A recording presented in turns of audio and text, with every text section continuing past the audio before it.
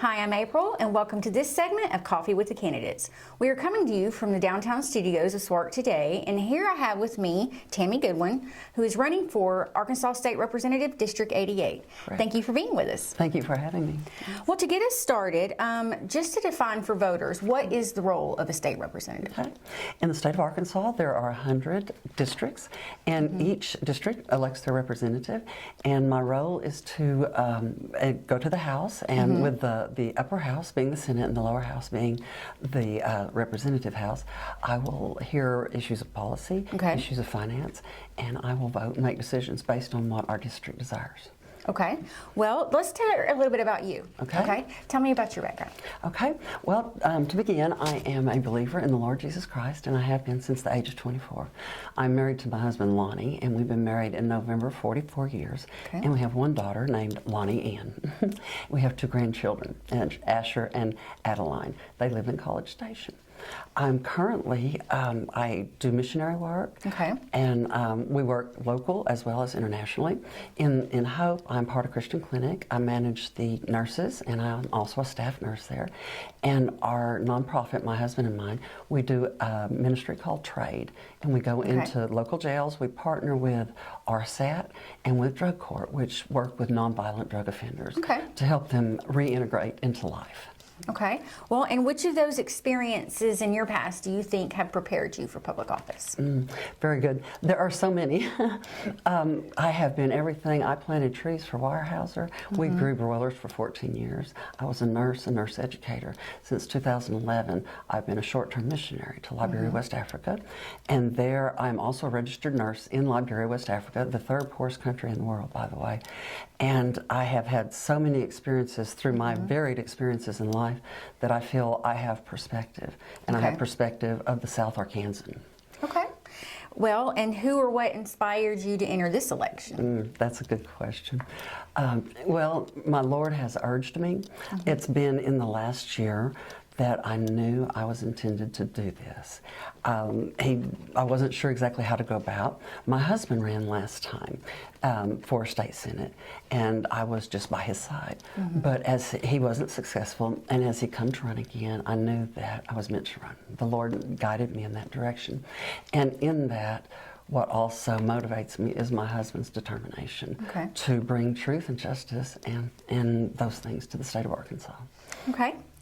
To help, oh, sorry, I got on the wrong question. Okay, are there any specific concerns or issues that you're most concerned about related to this office? Yes, ma'am, very much. One of my primary concerns is financial. And if you're in the grocery store, you see people, they are not filling their buggy is full. When you see out to eat places, people just do not have extra funds. Currently in the state of Arkansas, we have a surplus. And my understanding is that surplus is a little bit in excess of $1 billion.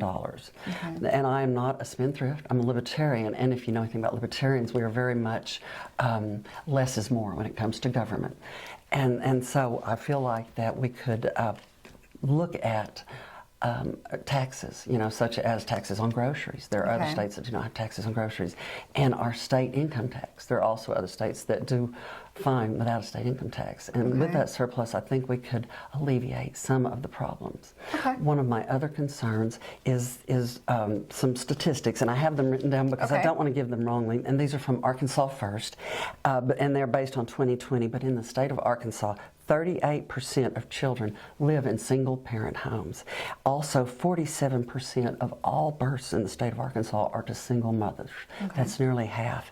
And one other number I wanted to give you was 20.8% of all Arkansas children currently live in poverty.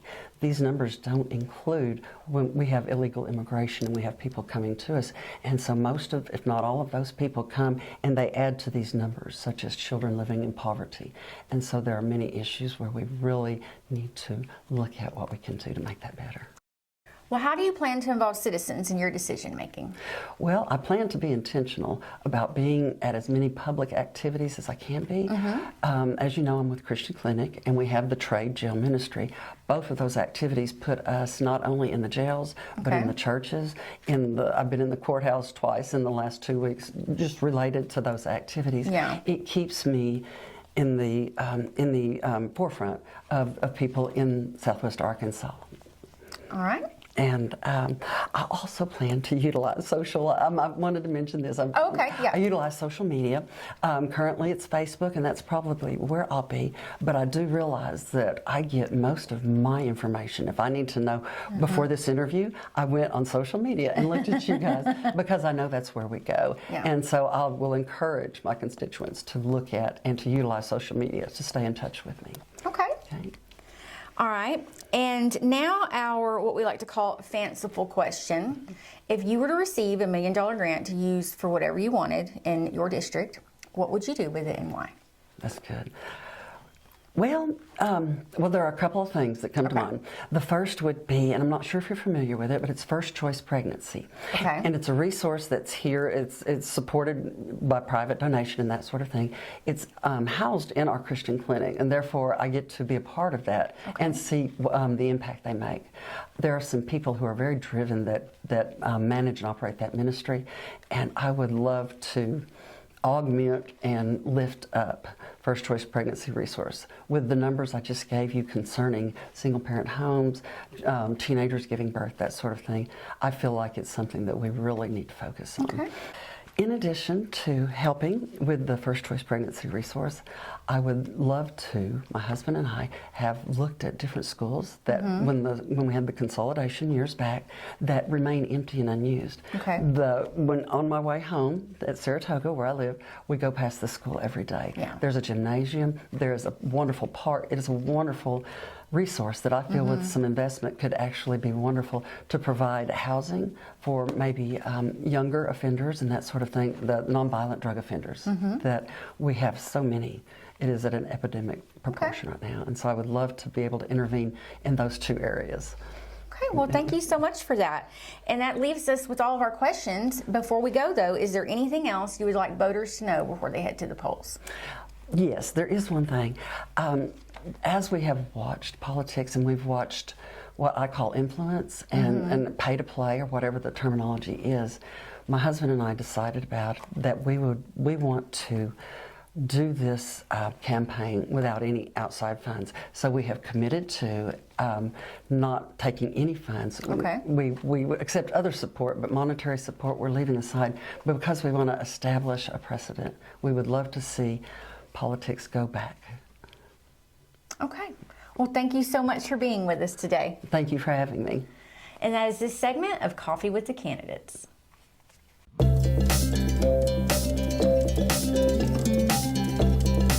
Hi, I'm April from SWART Today, and welcome to Coffee with the Candidates. This morning I come to you with Miss Dolly Henley, who is running for Arkansas State Representative, District 88. Thank you for being here. To get us started, can you let me know and viewers know what it is that an Arkansas State Representative does? So I'm going to be one of 100 representatives throughout the state that will be studying the laws, the bills that will become law. We'll be debating the issues and shaping the policy, for Arkansas.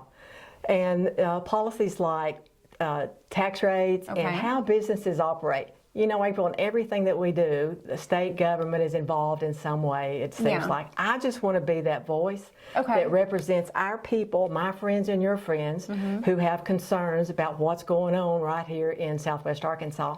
I just want to be that representative. Okay. Well, then tell us a little bit about you. Tell me about your background. Well, I was born and raised in Prescott. And my parents gave me a very strong work ethic. So I worked for 28 years, Parks and Recreation directors in City of Hope, City of Nashville. I worked for 10 years at the University of Arkansas, Hope, Texarkana. I have had, my whole life has been giving back to the community. And that's what I still want to do. You know, I've had visions to build ball fields and pavilions and walking trails and playgrounds and amphitheaters. You know, we've hosted some of the very best entertainers, in the country, right here in Southwest Arkansas. I've recruited, raised money for scholarships at the college. So that was giving students access to higher education right here in Hope, Arkansas. And that was important. I have done programs. I've started programs from the ground up. I've started festivals. I've done all kinds of good things for good people to make a difference, to help the quality of life in our area. Yeah. So I'm a doer. Well, tell me then, and you might have just answered this, which experiences do you think best prepared you for public office? Well, I think that my community service and my leadership roles in government and the nonprofit sector has given me the qualifications, that I need to serve in the public office. I've had a track record for doing things good, for being a completer, to being successful in improving the quality of life in our area. Okay. Well, who or what inspired you to enter this election? Oh, that's a good question. My list gets deep with that, April. So working in Nashville for many years, the first politician that I came to know in Nashville was Senator Neely Cassidy. And he was a wonderful spokesman for us.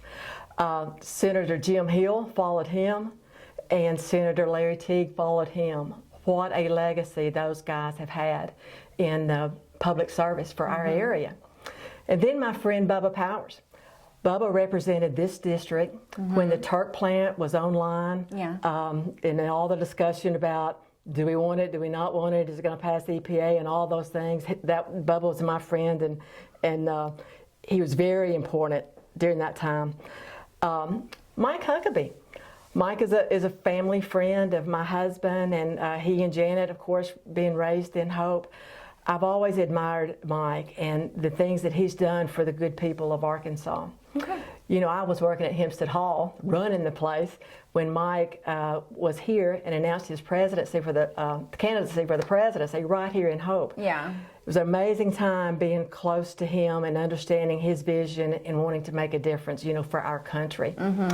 Also, my last two influencers, Mac McClarty. Mac McClarty was a wonderful spokesman for us, and still comes home today, still says Hope is his home. What an awesome leader, that he has been. And there's my husband, Paul.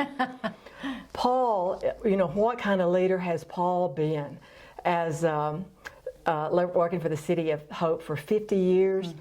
I retired from the National Guard with 35 years service, a founder of Hope in Action, the homeless group here in Hope. And oh my gosh, all these people are just ordinary people, but they're legends in our community. They have done something extraordinary and good for us. And I want to do that. And I think that now is my time to make a difference, just like those guys did years ago. Thank you. Well, are there any issues you're most concerned about related to this office should you be elected? Well, the issues that I think is important to me is education, and education being K-12 and higher ed. Also, mental health, including just rural health in Arkansas. Those two things are very, very important to me. Economic development and protecting our family values, here, especially the unborn.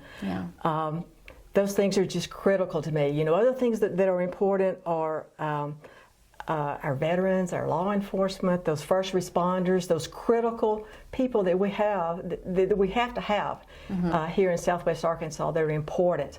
Those are things that I think that are on the forefront of decision making in the next General Assembly.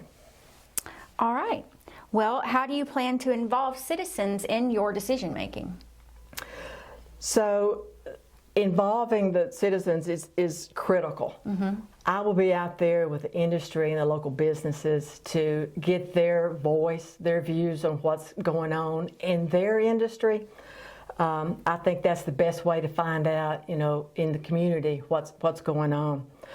Also, I would reach out to our leadership. So, you know, our county judges, Kathy Harrison, Brent Pickerson, Jerry Crane, you know, our mayors, Don Steele and Larry Dunaway, Alan Brown over in Texarkana. They're all important people, and you know, even our sheriffs, James Singleton and Brian McJunkin, Mr. Easley over in Miller County. I would reach out to these people and just see what's going on. School districts are critical. You know, those superintendents, I call those guys by first names, and you know, it's critical to be able to know these guys, to reach out to them and say, what's going on? Yeah. How can I help you? Tell me the inside scoop of this. Yeah. Because I want to help you. Thank you, ma'am. Well, and now to our last question. If you received $1 million grant to use whatever way you wanted in your district, what would you do with it and why? Oh my goodness, that's a good question. So I've been involved with grants for a long time, many grants. April, what I would do is to try to double that. Okay. I would look for private partnerships and others to double that $1 million to become $2 million. I would get with the local leadership in the area and ask them, what is the critical piece at that time? What can we do to help you? If it would be infrastructure, or if it would be economic development, or wherever, workforce training, just whatever that may be. That's a great question, and that would be a wonderful situation to have. It would. Well, that is all of our questions, but before we go, is there anything else you would like viewers to know, voters to know, before they head to the polls? Well, I would want them to know that I believe I am the best candidate for District 88. I am a Christian, I am a conservative, and I want to serve the people of District 88, and I'm asking for your vote. You know, early voting starts February 20th, and do you know the voters can vote early at the Hempstead County Courthouse, in Miller County at the American Legion building, and in Howard County at the Carter Day Training Center. So there are designated places to vote in each county, and I would encourage everyone to get out, vote early, and also, April, to vote for me, because I'm absolutely the best candidate for District 88 State Representative. Thank you so much for being with us, Dolly. Thank you for watching this segment of Coffee with the Candidates.